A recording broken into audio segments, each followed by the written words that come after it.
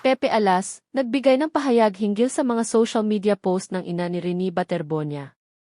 Naglabas ng isang mahabang pahayag sa social media ang manunulat na si Pepe Alas kaugnay sa mga naging post ni Rovelyn Baterbonia, ina ng yumaong si Rene Baterbonia. Sa kanyang mensahe, hinimok niya ang ina na maging maingat sa mga pahayag na inilalathala sa social media upang maiwasan ang pagkalat ng maling impormasyon at ang pagkakadawit ng mga inosenteng tao sa usapin.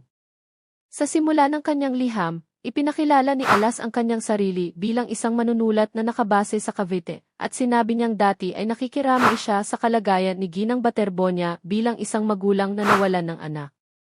Gayunman, ayon sa kanya, nagbago ang kanyang pananaw matapos mabasa ang ilang mga post nito sa Facebook nitong mga nakaraang linggo.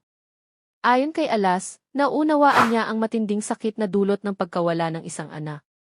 Bilang isa ring ama, sinabi niyang hindi niya maisip ang hirap na dinaranas ng pamilya Baterbonia.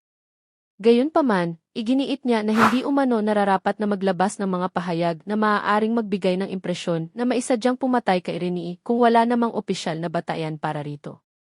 Ipinaliwanag ni Alas na, batay sa kanyang pahayag, si Rene ay namatay dahil sa pagkalunod at hindi dahil sa sinadyang pagpatay.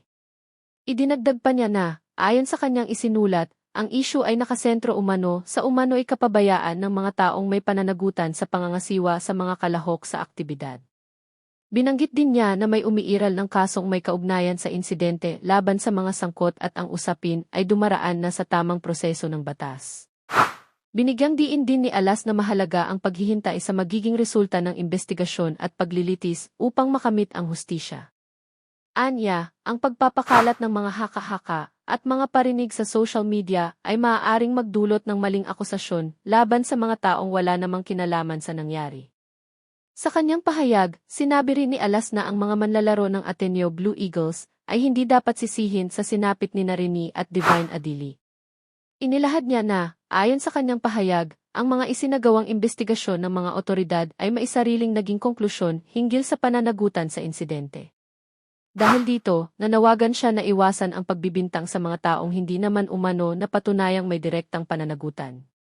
Nagbabala rin ang manunulat laban sa pagkalat ng mga peking balita at mga impormasyong hindi beripikado sa social media.